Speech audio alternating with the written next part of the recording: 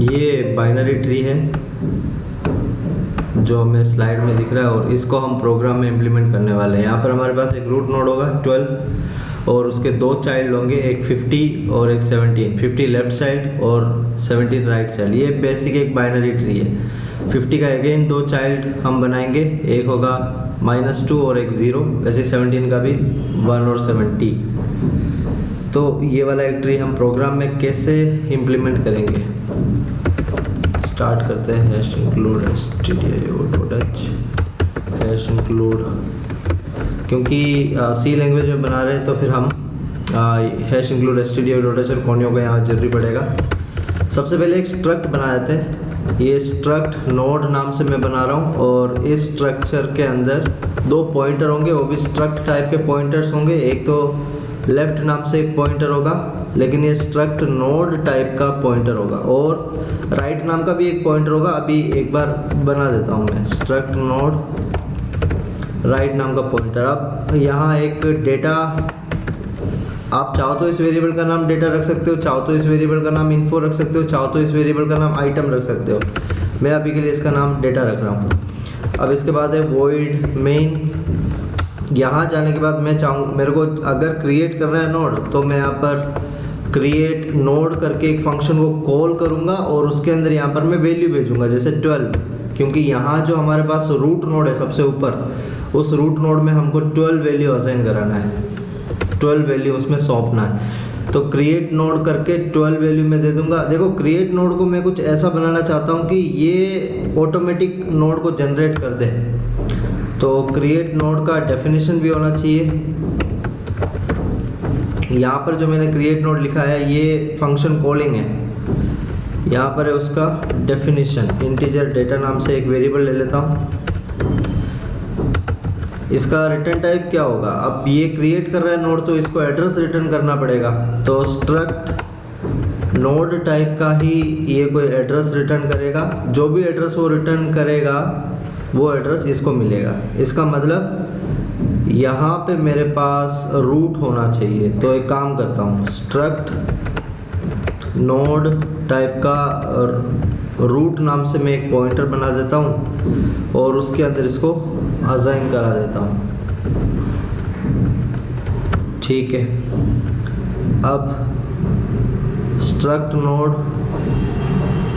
Create node के अंदर malloc function को यूज में लेके स्ट्रक्ट नोड बनाना है, मेरे को एक नोड बनाना है। तो उसके लिए साइज ऑफ ऑपरेटर यूज में लेंगे, उसके अंदर हम स्ट्रक्ट नोड को पास कर देंगे। अब ये मेलोक वो वाला ब्लॉक जनरेट कर देगा, जनरेट करके उसका एड्रेस रिटर्न करेगा। तो जो एड्रेस रिटर्न करेगा उसको मैं एक स्ट्रक्ट टेम्प नाम का एक पॉइंटर बनाकर उसमें मैं ले लेता हूँ, पर ये नोड टाइप का होना चाहिए, स्ट्रक्ट नोड टेम्प। अब इसमें एक इश्यू है, वो ये कि मेलोक जो रिटर्न करता है वो वॉइड पॉइंटर होता है, इसलिए फोर्सफुली कन्वर्ट करना पड़ेगा। यहाँ पर हमें कन्वर्ट करना पड़ेगा। ये कन्वर्जन कैसे होगा, हम यहाँ पर लिखेंगे स्ट्रक्ट नोड पॉइंटर। तो मेलोक वैसे तो रिटर्न करेगा वॉइड पॉइंटर, लेकिन यहाँ पर जो ये स्टेटमेंट लिखा है ये उसको नोड पॉइंटर में कन्वर्ट करने के लिए, तो ये कन्वर्ट कर देगा। कन्वर्ट करने के बाद हमारे पास टेम्प में आ जाएगा उसका एड्रेस। इसका मतलब ये है वो जो भी नोड है उस नोड के अंदर जो भी वेरिएबल्स है, वेरिएबल्स कौन कौन से होंगे जो हमने यहाँ डिक्लेयर करे, इन सभी वेरिएबल को मैं एक्सेस कर सकता हूँ। अभी जो नोड बना उसका, यहाँ पर जो मैंने मेलोक की मदद से नोड बनाया उसका, उसके अंदर जो भी ये वेरिएबल्स हैं उनको मैं एक्सेस कर सकता हूँ इस टेम्प के मदद से। तो मैं लिखूँगा टेम्प एरो ऑपरेटर लगा के लेफ्ट, और उसमें मैं असाइन करा दूंगा फिलहाल नल। उसी तरीके से टेम्प के अंदर जो डेटा है उसमें मैं असाइन करा दूंगा यहाँ से जो डेटा आ रहा है। देखो ये जो डेटा है वो तो लोकल वेरिएबल है, इसका नाम मैं वैल्यू भी रख सकता हूँ, कुछ भी रख सकते हैं। तो मैं अभी वैल्यू ही रख देता हूँ, इसलिए मैं नाम चेंज कर रहा हूँ क्योंकि यहाँ पर भी डेटा है और यहाँ पर भी मैं कहीं डेटा लिख दूँ तो कंफ्यूज, उसमें कोई कंफ्यूज ना हो। ठीक है, अब राइट में भी नल असाइन करा देते हैं। तो ये क्रिएट नोड का काम यहाँ पर समझ में आ रहा होगा। क्रिएट नोड एक नोड जनरेट कर देगा और उसके अंदर वैल्यूज़ भी रख देगा, रिक्वायर्ड वैल्यूज़ एक बार के लिए। ठीक है, अब देखो जैसे कि यहाँ पर लेफ़्ट और राइट में हमने नल क्यों रखा, क्योंकि जब ये 12 जनरेट हो रहा होगा उस टाइम पे थोड़ी ना उसका कोई लेफ़्ट या राइट चाइल्ड होगा, उस टाइम तो सिर्फ अकेले 12 ही होगा। 50 उसका लेफ़्ट चाइल्ड या 17 उसका जो राइट चाइल्ड है वो तो बाद में आएगा।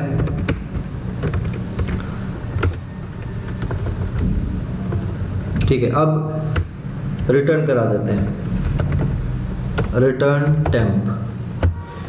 तो टेम्प यहाँ से रिटर्न करेगा नोड का एड्रेस, जो नोड का एड्रेस रिटर्न करेगा वो क्रिएट नोड फंक्शन को जाएगा, क्रिएट नोड फंक्शन वहाँ से इस क्रिएट नोड फंक्शन को रिटर्न करेगा और फिर वैसे यहाँ पर हमारे रूट में वो पहुँच जाएगा।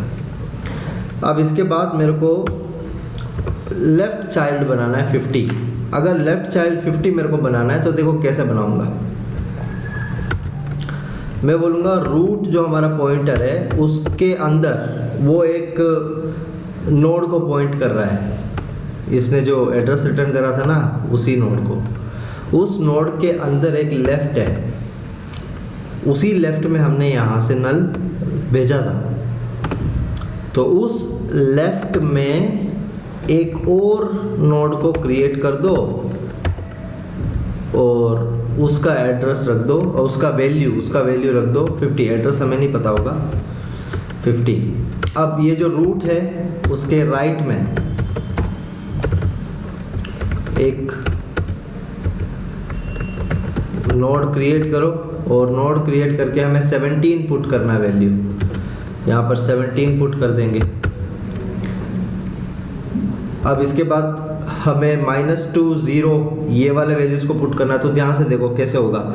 यहाँ पर हमारे पास 12 है, 12 के लेफ़्ट में 50 है, 50 के लेफ़्ट में -2, मतलब रूट के लेफ़्ट में। तो इसको हम कैसे लिखेंगे, रूट के लेफ़्ट यहाँ पर हम एक क्रिएट कर देंगे नोड को और यहाँ पर 0 रखा था, नहीं -2 रखा हुआ था। बहुत सिंपल प्रोग्राम है। अब हमें 0 पुट करना है। ये कैसे, इसको कैसे मेंशन करेंगे 0 को, रूट के लेफ़्ट के राइट। तो यहाँ पर लिख देते हैं रूट के लेफ़्ट के राइट। यहाँ पर एक नोड क्रिएट करना है। तो मेरे को सिर्फ क्रिएट जब भी नोड करना होगा तो ये क्रिएट नोड फंक्शन को कॉल करना है और ऑटोमेटिक वो नोड को क्रिएट कर देता है, क्योंकि यहाँ पर हमारे पास उसके लिए फंक्शन बना हुआ है। ठीक है, इसका मतलब ये हुआ कि हमारा -2 और 0 ये भी बन चुके होंगे जब हम प्रोग्राम को रन करेंगे तब। अब हमें 17 के 2 चाइल्ड यहाँ पर बनाने हैं, एक लेफ़्ट चाइल्ड 1 और राइट चाइल्ड 70। तो इसको कैसे लिखेंगे, रूट है हमारा 12, रूट के राइट के लेफ़्ट में 1। तो यहाँ पर लिखेंगे रूट के राइट के लेफ़्ट में एक नोड क्रिएट कर दो, उसमें असाइन करा दो 1। रूट के राइट में ये कहाँ मैं लिख रहा हूँ, ये क्या चीज़ है, रूट के राइट। ये रहा रूट 12 का राइट 17 का राइट 70, इसके लिए लिख रहा हूँ मैं। तो यहाँ पर हम क्रिएट करा देंगे एक नोड और इसको वैल्यू दे देंगे हम 70। तो अभी हमारा ट्री जनरेट हो चुका है, ट्री तो बन चुका है। प्रोग्राम को अगर मैं रन करूँगा तो रैम के अंदर ट्री बन जाएगा, इसमें कोई डाउट नहीं है। हमें कुछ डिक्लेरेशंस देने पड़ेंगे, वो तो सी के कंसेप्ट के अंदर ही आते हैं। नॉर्मल डिक्लेरेशन मतलब अभी जैसे हमने क्रिएट नोड बनाया तो क्रिएट नोड का हमें यहाँ पर डिक्लेरेशन देना पड़ेगा, बताना पड़ेगा कि ये स्ट्रक्ट नोड टाइप का पॉइंटर रिटर्न करता है, इसका नाम क्रिएट नोड है और ये टेक समथिंग नेचर का है, इंटीजर वैल्यू ये टेक करता है। ये इसे हम बोलते हैं डिक्लेरेशन। यहाँ पर मैंने डिक्लेयर करा उस फंक्शन को।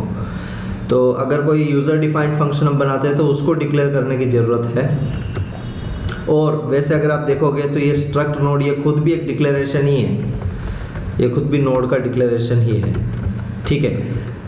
पर अब एक इसमें कमी है, वो ये है कि हम इसको व्यू नहीं कर सकते हैं, क्योंकि हमारे पास व्यू करने के लिए ट्री का ट्रेवर्सल आना चाहिए। ट्री को ट्रेवर्स कैसे करते हैं, क्योंकि ये नॉन लीनियर डेटा स्ट्रक्चर है। लीनियर डेटा स्ट्रक्चर होता तो लूप चलाते हैं, एक इंडेक्स उसका फिक्स कर देते और फिर इंक्रीमेंट करके हम चला देते हैं, या लिंक लिस्ट होता तो पॉइंटर के मदद से हम कर देते हैं। लेकिन ये नॉन लीनियर है। जैसे मान लो अगर मैं लीनियर वे में इसको अगर मैं ट्रेवर्स करता हूँ तो 12 के बाद 50 आएगा, 50 के बाद -2 आएगा और यहाँ ख़त्म हो जाएगा।